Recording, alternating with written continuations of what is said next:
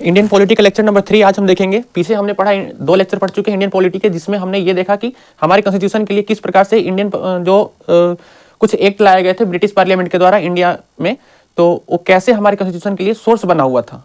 ठीक है, और हमारे कॉन्स्टिट्यूशन के लिए किस तरह का फाउंडेशन ने काम किया है, ये सारे जो ब्रिटिश पार्लियामेंट के द्वारा लगाए हुए एक्ट और कुछ पॉलिसीज कुछ लॉ आए हुए थे, और जो भी सिस्टम उनके द्वारा इंप्लीमेंट किया गया था हमारे इंडिया में, वो कैसे हमारे कॉन्स्टिट्यूशन के लिए फाउंडेशन का काम किया, हमारे कॉन्स्टिट्यूशन के लिए सोर्स का काम किया। हम इसे सारे एक्ट्स को एक एक करके डिटेल में इसलिए पढ़ रहे हैं क्योंकि इसमें क्या क्या चेंजेस हुए, क्या क्या बदलाव हुए जो कि हमारे अभी के सरकार में देखने को मिलता है। हम उससे कंपेयर करके और देख सकते हैं कि हाँ कि ऐसे क्या क्या, जैसे कि इसमें पढ़ेंगे कि जो सिविल सर्विसेज एग्जाम है वो चार्टर एक्ट 1853 में कराना शुरू हुआ था, introduced open competition for civil services exam, जो कि आज हम यूपीएससी एग्जाम देते हैं।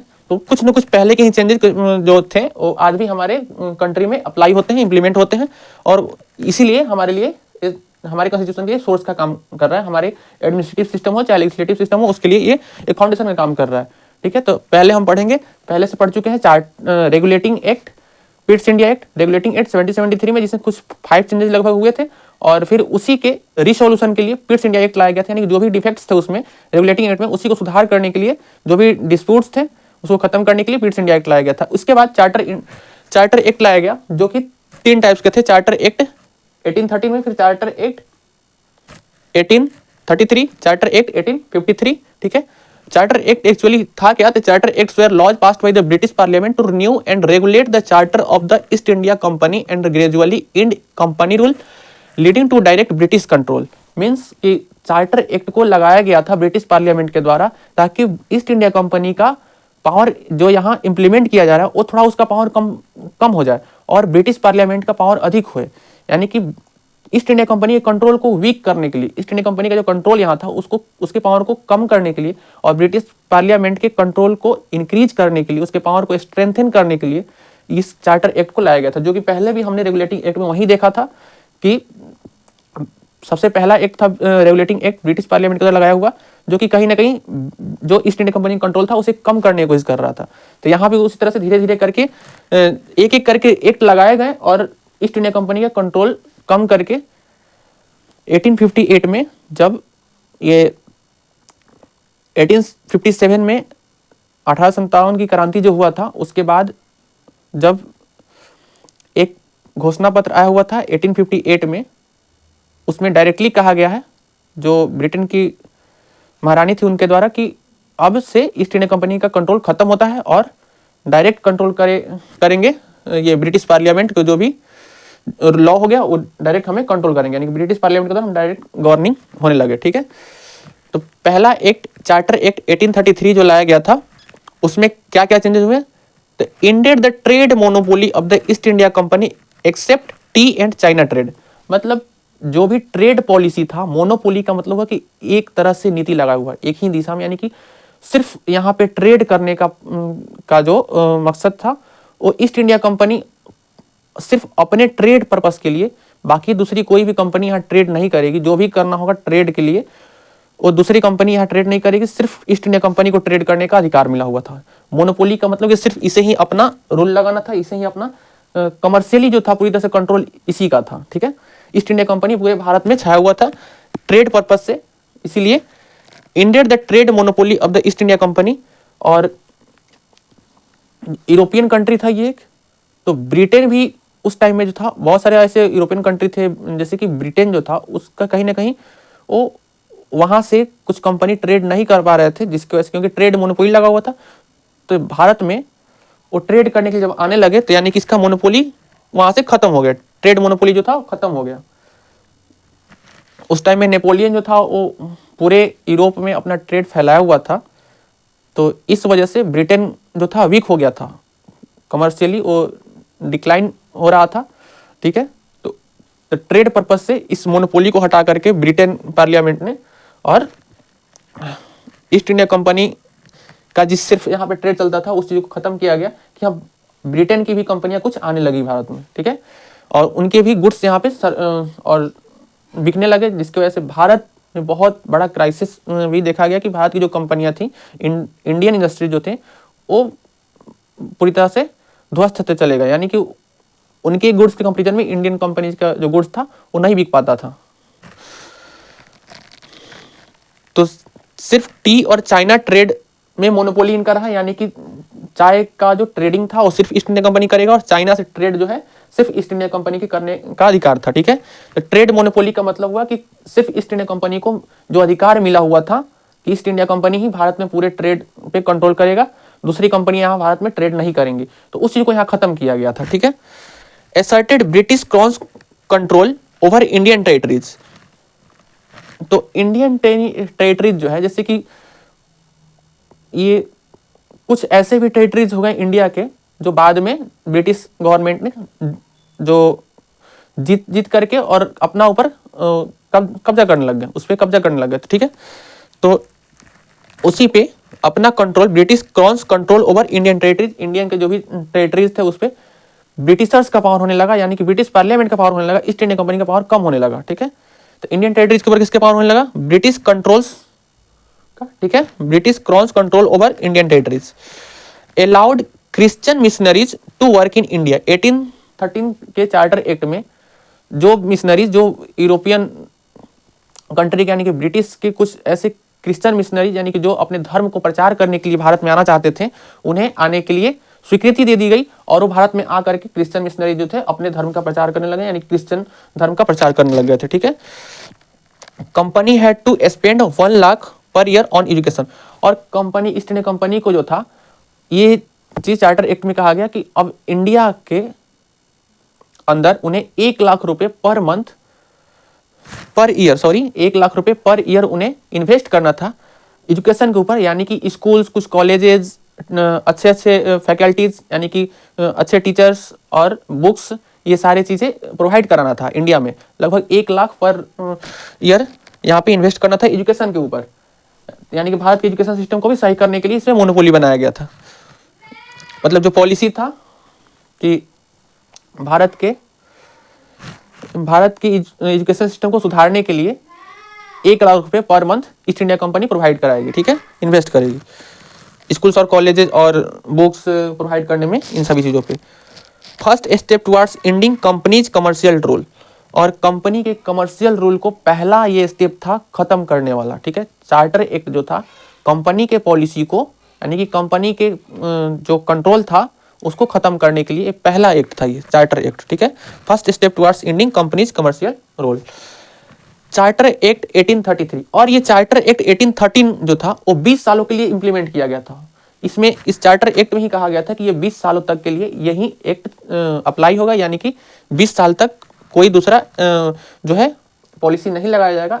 इसी पे आधारित होकर के चार्टर एक्ट 1813 पे ही कंट्रोल किया जाएगा, जो भी इसमें पॉलिसी लगाएगा, जो भी चेंजेस हुआ है इसके अनुसार, चार्टर एक्ट के अनुसार ही अगले 20 सालों तक ब्रिटिश पार्लियामेंट ने ये कहा था कि अगले 20 सालों तक ब्रिटिश कंपनी का और ईस्ट इंडिया कंपनी के इसी तरह से शासन चलेगा, कोई दूसरा पॉलिसी नहीं आएगा। ठीक है, फिर 20 सालों बाद यानी कि 1813 के बाद 1833 में 20 सालों बाद फिर एक पार्लियामेंट के द्वारा, ब्रिटिश पार्लियामेंट के द्वारा एक चार्टर एक्ट लाया जाता है जिसमें ये कहा जाता है कि इंडेड कंपनी ट्रेड कंप्लीटली। और उस टाइम में कंपनी ने अपना पूरी तरह से ट्रेड को खत्म कर दिया, इंडेड कंपनी ट्रेड कंप्लीटली। ठीक है, governor general of Bengal became the governor general of India. ये चीज यहाँ जैसे रेगुलेटिंग एक्ट में भी हमने बताया था कि governor of Bengal became the governor general of Bengal. अब यहाँ पे चार्टर एक्ट 1833 में governor general of Bengal became the governor general of India. अब गवर्नर जनरल ऑफ बंगाल क्या बन गए? Governor general of India. फिर इसी तरह से यही चेंजेस, जो कि सबसे हाईएस्ट पोस्ट था, पहले governor of Bengal highest post, उसको चेंज करके गवर्नर जनरल ऑफ बंगाल किया गया। ठीक है, रेगुलेटिंग एक्ट में। उसके बाद फिर चार्टर एक्ट में गवर्नर जनरल ऑफ बंगाल को गवर्नर जनरल ऑफ इंडिया बना दिया गया। ठीक है, यानी कि पूरे इंडिया के लिए गवर्नर जनरल ऑफ बंगाल हो गया, यानी कि इनके द्वारा कंट्रोल किया हाईएस्ट पोस्ट था ये।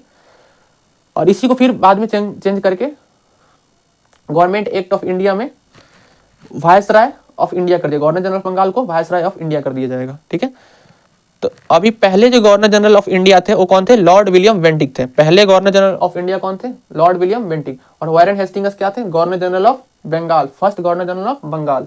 जिस समय गवर्नर ऑफ बंगाल को गवर्नर जनरल ऑफ बंगाल किया गया था, उस टाइम में first governor general of Bengal कौन थे? तो वारेन हेस्टिंग्स। और गवर्नर जनरल ऑफ बंगाल को गवर्नर जनरल ऑफ इंडिया किया गया था उस टाइम में लॉर्ड विलियम बेंटिक पहले गवर्नर जनरल ऑफ इंडिया थे। ठीक है, सेंट्रलाइजेशन ऑफ एडमिनिस्ट्रेशन। अब यहाँ पे जब गवर्नर जनरल ऑफ बंगाल को गवर्नर जनरल ऑफ इंडिया बना दिया गया, यानी कि भारत के पूरे गवर्नर जनरल बन गए वो, यानी कि जो भी प्रेसिडेंसीज थी इसके, मद्रास प्रेसिडेंसीज और बॉम्बे प्रेसिडेंसीज, वो सब अब इनके अंदर में वर्क करेंगे। यानी कि governor general of India centralize हो गया पावर, अब यहाँ एक ही ऑर्गेन हो गया जो सबको कंट्रोल करेगा, ठीक है। तो centralization of administration, introduced law commission. हाँ, यहाँ पे जो रेगुलेटिंग एक्ट में हमने पढ़ा था कि गवर्नर जनरल ऑफ बंगाल जब बनाया गया था तो उस टाइम में एक एग्जीक्यूटिव काउंसिल का गठन किया गया था। एग्जीक्यूटिव काउंसिल का मतलब है कि उसमें 4 मेंबर्स वर्क करेंगे, किसको असिस्ट करने के लिए, तो गवर्नर जनरल ऑफ बंगाल को असिस्ट करने के लिए। लेकिन उसके बाद फिर पीट्स इंडिया एक्ट में उस मेंबर्स को घटा करके 3 कर दिया गया था। अब यहाँ पे फिर उसी चीज को चार्टर एक्ट 1833 में जो एग्जीक्यूटिव काउंसिल थे उसके 3 मेंबर्स थे, अब उसी में एक और मेंबर्स को ऐड किया गया जिसको कहा गया है introduced law commission. Law commission का मतलब हुआ कि एक ऐसा पर्सन को एक और उसमें 3 ग्रुप्स में एक और ऐड किया जाए, ठीक है, चौथा मेंबर के रूप में, जो कि ये लॉ के बारे में बहुत सारी चीजों को जानता हो और जो हमारे कानून को बनाने के लिए, यानी जो ही पॉलिसी चेंजेस किए जा रहे हैं या तो एग्जीक्यूटिव या फिर लेजिस्लेचर वर्क में, ठीक है, जो भी हम पॉलिसी बना रहे हैं, जो भी चेंजेस कर रहे हैं, ठीक है, उसमें हमारा हेल्प करे और एडवाइस दे, ठीक है, और जो भी डिस्प्यूट्स हो रहे हैं उसको सुलझाने का काम करे। तो इंट्रोड्यूस्ड लॉ कमीशन, यानी कि 4 मेंबर्स हो गए फिर से ऑफ किसके, तो एग्जीक्यूटिव काउंसिल के, यानी कि एक लॉ कमीशन लाया गया था। जो पहले फर्स्ट लॉ कमीशन कौन थे, तो लॉर्ड मैकाले, ठीक है।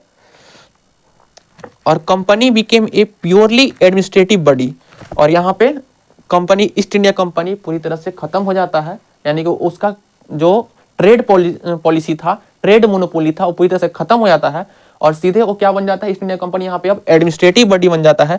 Company became a purely administrative body. अब ये यहाँ से कॉर्नर में देखिएगा, यहाँ कंट्रोल ऑफ कंपनी, यानी कंपनी का कंट्रोल ऑफ किस तरह से हो गया, कमर्शियली कोर्ट ऑफ डायरेक्टर्स जिसमें 24 मेंबर्स थे, कमर्शियली कंट्रोल करता था कोर्ट ऑफ डायरेक्टर्स। फिर उसका पॉलिटिकली कंट्रोल करता था, तो board of control, political control जो था कंपनी का वो क्या था, बोर्ड ऑफ कंट्रोल के द्वारा किया था जिसमें 6 मेंबर्स थे।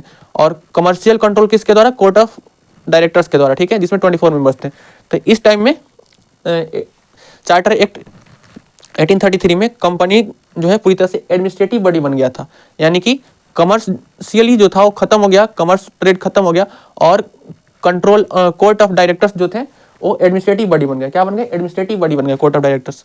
और बोर्ड ऑफ कंट्रोल जो था जिसमें 6 मेंबर्स थे वो पॉलिटिकल मेंबर बन गए।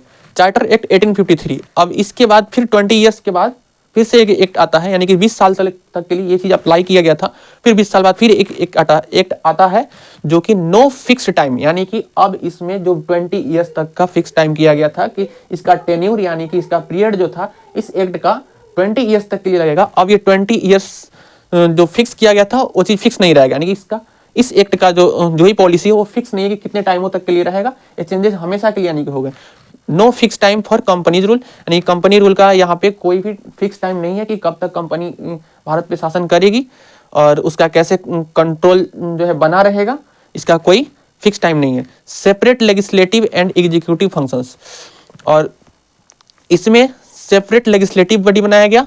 लेजिस्लेटिव बॉडी का मतलब हो गया कि पॉलिटिकल बॉडी, और executive functions and the administrative functions, ठीक है, यानी प्रशासनिक कार्य अलग और ये राजनीतिक कार्य अलग हो गए, ठीक है।